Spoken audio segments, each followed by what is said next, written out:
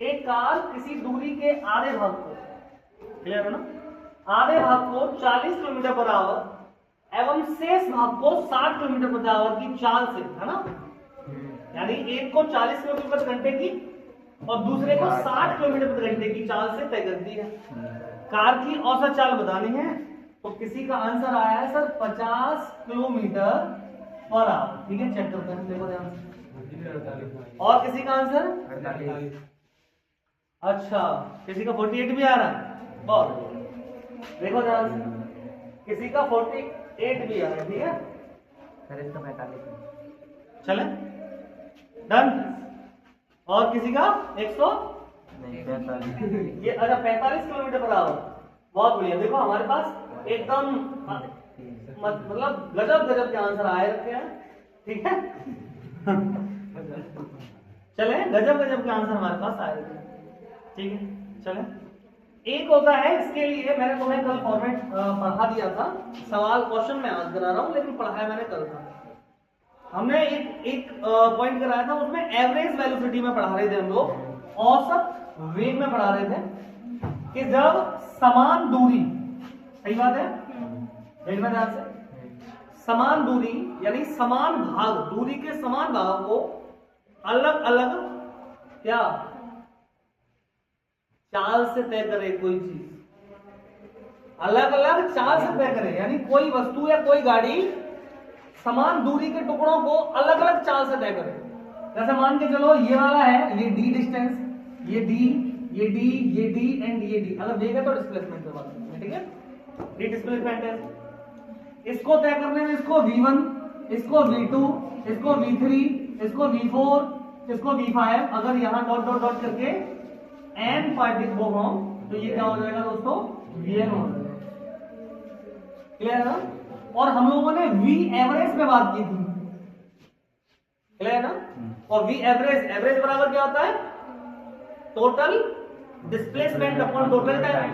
ठीक है, क्या होता है, टोटल डिस्प्लेसमेंट, ठीक है, अपॉन टोटल टाइम। ठीक है, total displacement upon total time. ठीक है, आपने कहा सर टोटल डिस्प्लेसमेंट कितना होगा, हमने कहा सर यहाँ 1 है, 2 है, 3 है, 4 है, 5 है, आप जितने की हैं, क्लियर ना, उतने सबको ऐड करना पड़ेगा, ऐसे sir D plus D plus D plus D plus D, ऐसे इस तरीके से। आपने कहा सर ये एन टाइम है, तो हम कहेंगे सर एन डी। ठीक बात है कि नहीं? और नीचे क्या लगाना है, नीचे लगाना है सर टोटल टाइम, लेकिन यहां जो रखा है वेग, तो सर टाइम बराबर क्या हो जाएगा, बोलो बोलो, टाइम बराबर क्या हो जाएगा, समय बराबर, बोलो, डिस्प्लेसमेंट अपॉन वेग वेलोसिटी, और क्या होगा, हाँ दिमाग है, क्या हो जाएगा, d अपॉन v।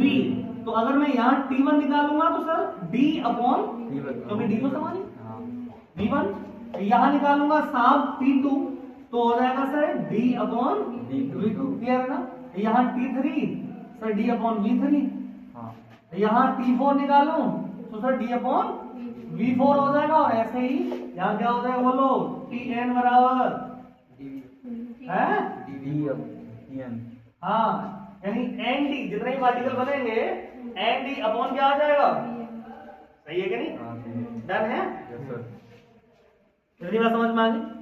अच्छा, एक काम करते हैं सर, टोटल डिस्प्लेसमेंट, तो आपने कहा सर ये एन डी के बराबर बन गया, ठीक है, ये लिख तो लिया हमने, सॉरी, ठीक है, टोटल डिस्प्लेसमेंट एन डी के बराबर बन गया, और नीचे लिखेंगे sir t1 plus t2 plus t3 dot dot dot, कहां तक, tn तक जाओ। क्लियर है? बात नहीं समझ में आ गई कि नहीं आ गई? ओके, आगे की तरफ गौर करो, देखो ध्यान से, देखो ध्यान से, यहां से आगे की तरफ जाएंगे तो सर ये एन डी अपॉन इसके बराबर खुद करो, ये क्या है, ये सर ये हो जाएगा d upon v1 plus d upon v2 plus d upon v3 dot dot dot d upon vn। Clear है ना? समझ आ रही इतनी सी बात? और भाई d1 क्या आ जाएगा, साफ n अपॉन d, और यहां से d कॉमन ले लो तो यहाँ बचेगा 1/v1 plus 1/v2 plus 1/v3 v3 dot dot dot vn। Clear है ना? d से d काट दीजिए, n बराबर बचा 1/v1 plus 1/v2 plus 1/v3 v3 dot dot dot 1/v1। यही आ गया vn। अच्छा मुझे एक बात बताओ, अगर ये दो ही डिस्प्लेसमेंट होते, दो ही होते, मान के चलो, है ना, ये फॉर्मेट बन के आ गया दोस्तों, ठीक है। अगर दो ही होते तो मान के चलो सर वी एवरेज क्या बनता? अगर दो होते आप कहें सर 2 ऊपर, क्योंकि n के स्थान पर क्या लगाएंगे, समझ आ रहा है? फॉर्मूला क्या होता है? n नंबर ऑफ डिस्प्लेसमेंट, सही है। तो ऊपर आ गया n और नीचे क्या आएगा? नीचे आएगा सर पहले को v1 चार्ज से और दूसरे को v2 चार्ज से, ज्यादा तो है दो के लिए यही आएगा। तो आप ये कहेंगे सर 2 अपॉन, इसका एलसीएम ले लो तो सर v1 v2 अपॉन में आ जाएगा sir v2 plus v1। Clear है? इसको ऊपर लेके जाओगे तो 2v1 v2, ये वाला नीचे हिस्सा ऊपर पहुंच गया और ये आ गया सर v1 प्लस v2। क्या ये फॉर्मूला समझ आ रहा है? ये तो तरीका ही हो गया इसको सॉल्व करने का। देखो ध्यान से, आप कहेंगे सर v एवरेज बराबर हो गया 2 इंटू में कितनी चाल से चला था? ये कह रहा एक कार किसी दूरी के आधे भाग को, कितने से? क्योंकि एक दूरी है और दूरी के आधे भाग को तो बराबर है ना, समझ आ रही बात? तो डिस्प्लेसमेंट बराबर है दोनों बार। तो ये कह रहा है सर 40, दूसरा कितना 60 बटे में क्या आ जाएगा 40 प्लस 60, समझ आ रही बात? ठीक है, ये हो गया 2 इंटू 40 इंटू 60 अपॉन में क्या आ गया 100, 0 से 0 कट गया। ठीक है, गुणा कर दीजिए, बोलो 48। इसका मतलब है किसका आंसर ये था? सहिंसा का आंसर सही। चले, तो ये है हमारे पास 48। क्लियर है ना? वी एवरेज बराबर, क्लियर है ना? समझ पा रहे हो सर? इसके अलावा दूसरे तरीके से कैसे समझ सकते हैं, बोलो? वी एवरेज बराबर कैसे निकालेंगे सर? ठीक है, सामान्य तरीका तो यही है। सामान्य तौर पर हम लोग सवाल करने का फंडा कैसे लगाते हैं?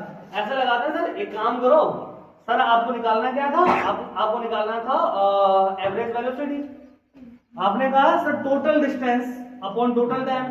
हमने कहा सर अगर मान के चलो ये कोई व्यक्ति यहां से यहां तक चला, मतलब कोई कार यहां से यहां तक चली है, तो आधी डिस्टेंस मान के चला अगर पूरी x है तो आधी क्या हो जाएगी x/2। तो ये वाला हिस्सा भी x/2 हो जाएगा। ठीक है, अब हम लोग क्या करेंगे? ये कह रहा है सर हम v एवरेज बराबर क्या निकालना होता है?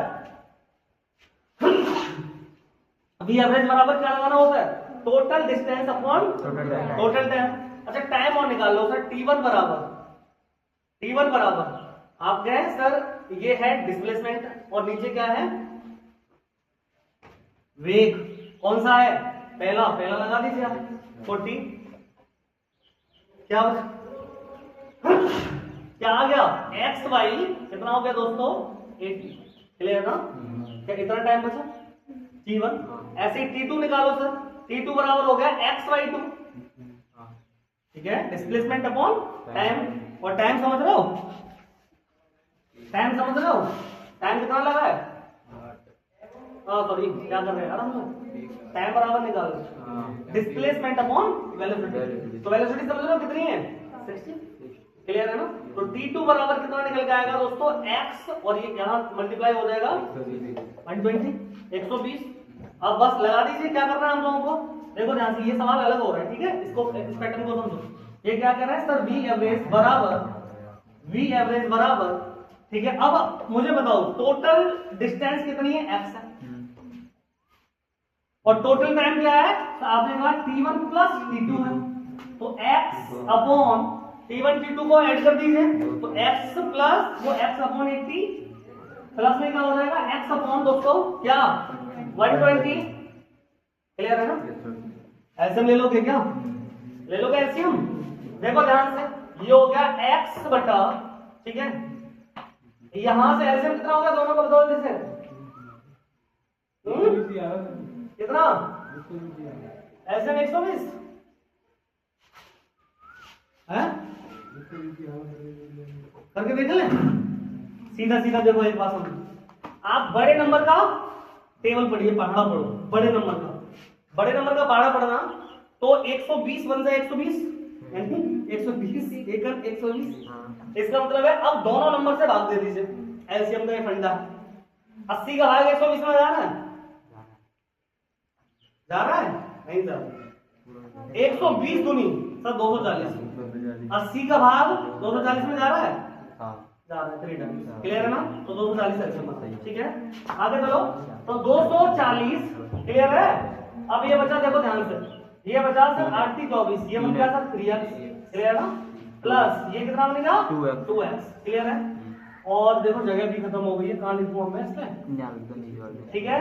ये देखो, ये x अपॉन 5x अपॉन क्या आ जाएगा दोस्तों 240, x से x कट जाएगा, 240 ऊपर पहुंचाओ, 240 में कितना आ गया दोस्तों, भाग दे दीजिए, कितना आ गया 5 चौक 20, और कितने बचे 40 बनो 40, तो 48 किलोमीटर बराबर। देखो ऐसे भी कर सकते हो और ऐसे भी कर सकते हो, लेकिन दिस इज द क्या, ये बेहतर तरीका है, समझ आएगा, मेंटोस तरीका, क्लियर है ना? इससे करो, नोट दो।